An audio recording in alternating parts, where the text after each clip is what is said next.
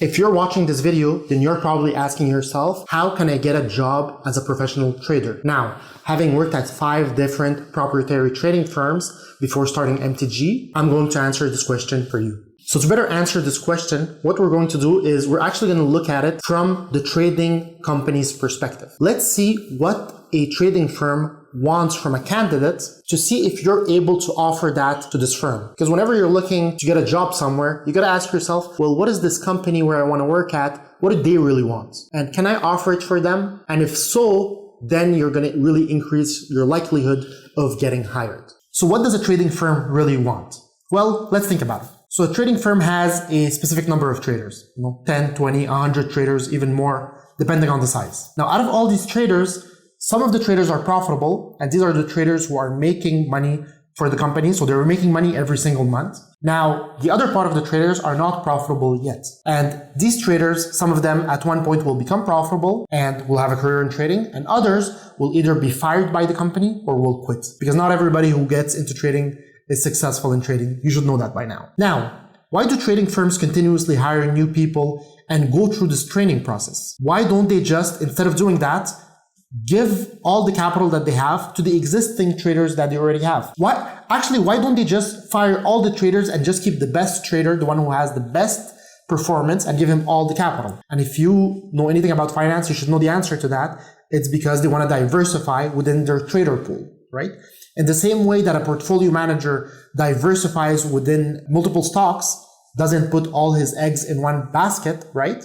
In case something happens with one stock, the same thing trading firms do with traders. They diversify their trader pool. So if one of the trader doesn't have a good month, or maybe has a breakdown, goes through something hard in life, quits, anything, or just isn't good anymore, stops being good, well, they have other traders who are good. Now, companies don't just want to diversify within their trader pool just to reduce trader-specific risk. What they want to also do is diversify within different strategies. Why? Because if all the traders that they have are doing the exact same strategy, then what happens the day that this strategy stops working, stops performing? Then all their traders are going to lose. So what they want is they want traders to come in that are going to be running the same type of strategy, but in different ways, or that will be running completely different strategy, which will be even better. So that being said, they don't want to hire somebody who just doesn't know anything about trading, and they're going to teach him everything in a way that they're going to be just creating replicas, just the same type of traders from A to Z. They want somebody who's coming in who has some ideas for himself that he can add to their strategy, or that he can implement for a brand new strategy. Now, for someone to have trading ideas, that means that this person has to know how to trade. So what does it mean that you need to know how to trade? Well, obviously it means that you need to understand and know the basic trading concepts, like risk management, money management, fundamental analysis, technical analysis, trading psychology, all of this stuff. But this is pretty easy stuff. You can read online, you can buy a few books, and you can learn this stuff pretty easily. It's not enough. What you need to do is you need to be able to run a strategy. So what this means is you need to put all of this stuff together, come up with ideas for a strategy, implement the strategy on a paper or a simulation account, and then not only do that, but then take it and run it on a live market. So run it with real capital. Now, it doesn't need to be a lot of capital. It could be the smallest amount of capital possible to run this strategy, because you're just testing it out. There's a very high likelihood of the strategy failing. But it shows initiative, it shows that you have ideas, and you're able to take these ideas and implement them on a live market. And you understand how all of this works. Now, your strategy doesn't need to be profitable. Obviously, if it's profitable, that's way better. But if it's not the end of the world. Imagine this. Imagine you're an engineer and you want to work at SpaceX.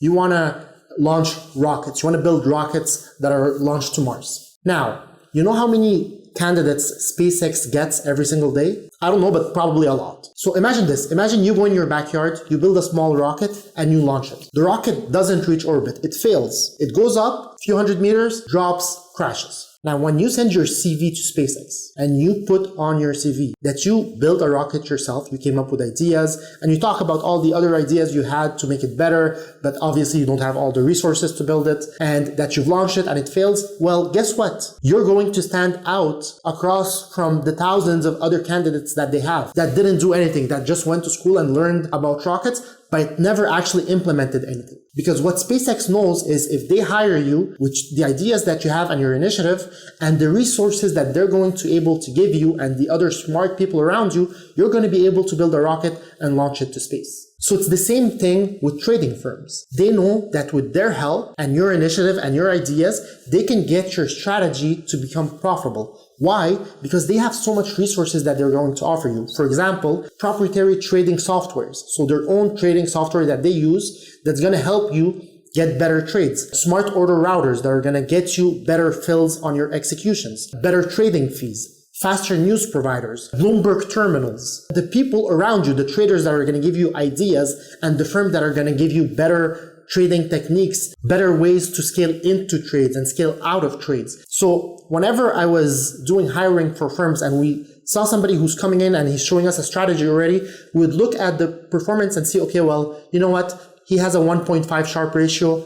Probably with our tools, we'll get this up to 2.5. So when we see strategies that are not profitable, or even like they're not making money, not losing, or slightly losing money, we know that with us, we'll be able to get him to be a little bit profitable. So trading firms do not necessarily want you to be already profitable. It's actually very rare that they hire somebody who's already profitable. Because if somebody is already profitable and trading with another firm and he's changing firms, usually you don't want to hire him because the next firm that gives him a better deal, he'll leave you and go for them. And if somebody's trading his own capital, well, he doesn't need to come trade for a firm and split the profits 50-50, because that's the deal you get with a firm. It's a 50-50 profit split most of the time. Usually you're getting traders who are not yet profitable. So it's really the firm is helping the trader become profitable, but the trader is also bringing in initiative and trading ideas. So both of these things, when they come together, they make a trader successful. So once that's done, once you've learned everything about trading, you've built a strategy, you've implemented, then what's the next step? Well, the next step is to find a firm that's hiring. Now, you don't want to find a trading firm that's in a different country or in a different state. You want to find a firm locally. Why? Because trading firms don't want to have somebody relocate for this job. You know, when I used to do some hirings for MTG and I would get CVs from somebody from Europe or from another country, I wouldn't even look at them because there's no way in hell that I'm going to have you come from another country to here, or come from another state or from another province to here. And then once you're here and you start working, I realize that you're not going to be a good trader and I have to fire you in a week. Because in the trading industry, there's a very high turnover. You don't know if somebody's going to be a good trader or not. Interviews are not enough, right? I've worked in places where the guy next to me had a double PhD, was teaching economics, and was never successful in trading. And the other guy to my other side didn't have a secondary degree and was in the top 5 traders every single month. So you never know who's going to make it, who's not going to make it, right? There's really no way to tell because there's a lot of trading psychology that comes in and you can't tell that through a trading interview. So you don't ever want to have somebody relocate because if they're not good, you want to be able to fire them very easily, right? And if somebody, sold their house, bought a new house, moved, it's not easy firing them after a few weeks. So only apply to firms locally. Once you find that firm, send them an email with your CV and a bunch of other information that I'm going to tell you about in a second. Now, once that email is sent, find the person that's responsible for hiring. If it's a very small firm, it's going to be the CEO. If it's a little bit bigger, there's going to be an HR person responsible for hiring. Find that person and send them just a simple message on LinkedIn, right? Hey, I sent my CV. Just wanted you to put a face on this name. I'm very interested. That's it. Very simple, don't bug them. So in the email, what are you going to have in that email? Well, in the email, other than your CV, you want to talk about the strategy that you've implemented. This is the most important thing because it shows your interest. Talk about the strategy, show a graph of your performance, even if it's not profitable, because again, the idea isn't to show profitability. The idea is to show what you've done and your level of interest. Don't ever lie about your performance because I have gotten so many emails about people saying, I did this amount of performance with this type of strategy. And I knew that that's not realistic. This is what I do every single day. I know what type of returns are realistic and what type of returns are not.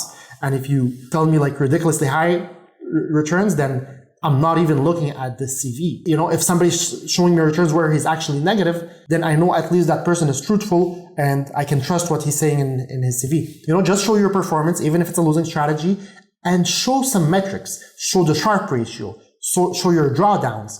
make it that they understand that you look at risk, because companies all want somebody who's aware of risk and minimizes risk. If you look at any trading firm, they're hiring risk managers. There's no such thing as a position that's called profit maximizer. It doesn't exist. They make money by reducing risk. So you have to make sure that you're showing metrics where you're showing the risk levels of the strategy that you've ran and how you are an individual who's focused on risk mitigation. Put as much details about the strategy, different variations that you're thinking about running it in, and let them know how you think with their help you're going to improve on that strategy and be able to make it profitable, and that you're willing to learn about different strategies and have different trading ideas. So make sure that you're letting them know that you're bringing something to the table, you have ideas, you have drive, you have motivation, and that you also require their help to be able to improve on yourself as well. So it's, a collaborative type of endeavor.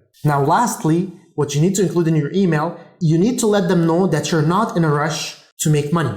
Why? Because in trading, the first few months, and it depends on each trader, some traders it's faster, some traders it takes longer, you're not going to be making money. It's 100% commission-based job. Just like real estate. If you become a real estate agent, you're not making money for the first few months. That's almost a guarantee. Why? Because you're new, you're not good, you don't have a client list. So it takes you a time to sell your first house and to make your first commission. And during this time, you're actually spending a lot of money going back and forth, showing locations to people, printing stuff. You're spending a lot of money and not making any money. So if you require money from the first month, you don't want to be a real estate agent and you don't want to be a trader. So trading firms don't want to hire somebody that is in dire requirement of funds, that really needs to make money right away. Why? Because if he doesn't make the first month and the second month, then he's just going to quit, right? And the worst thing is when you're teaching a trader and he's learning, but then after a few months, he ran out of money and he needs money to live, and it's understandable, right? So he quits right before becoming profitable. And this is also bad for you. It's a lose-lose situation for both the trader and the company. The trader lost time not being paid, and the company lost time putting effort, energy, losing money on the trader as well, and then not making money. So they want to hire somebody who can live for a certain period of time without requiring funds in case it takes him that long to become profitable. And this is actually one of the reasons why a lot of these firms hire younger people, because they're still living at their families and they don't really require funds this quickly. So they have a bigger window where they can learn and become profitable. Now, that's not all. If you want to increase the likelihood of you getting hired by at least tenfold, you can do one more thing. And that thing is to learn a programming language. If you know a programming language, the likelihood of you getting hired increases by so much, you have no idea. Now, the programming language that I'm going to recommend is Python. Why? Because Python is such an easy language to learn, and there's so much you can do for trading with this language. You can analyze different strategies, you can analyze your historical performance, you can backtest a strategy, a bunch of things. So when a company is looking at your CV and they see that you've used Python to do something for a strategy or analyze your historical performance or something like that, they're going to know that there's so much you're going to be able to do that other people who don't know a programming language cannot do.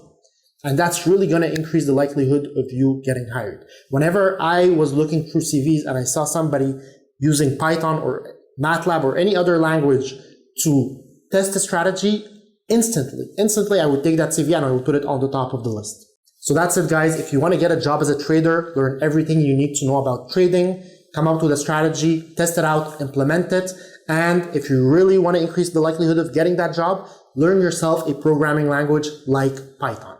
Also, guys, if you want to join our trading community, there's going to be a link in the description to join our Telegram group. It's absolutely free. It's just a place where you can chat with other traders.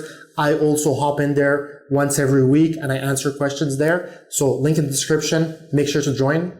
And if you like this type of content, make sure to subscribe and click on the bell icon because I'm going to be posting videos every single week. And if you like this video, please don't forget to hit the thumbs up button. It helps a lot with the YouTube algorithm. And I'll see you guys in the next video.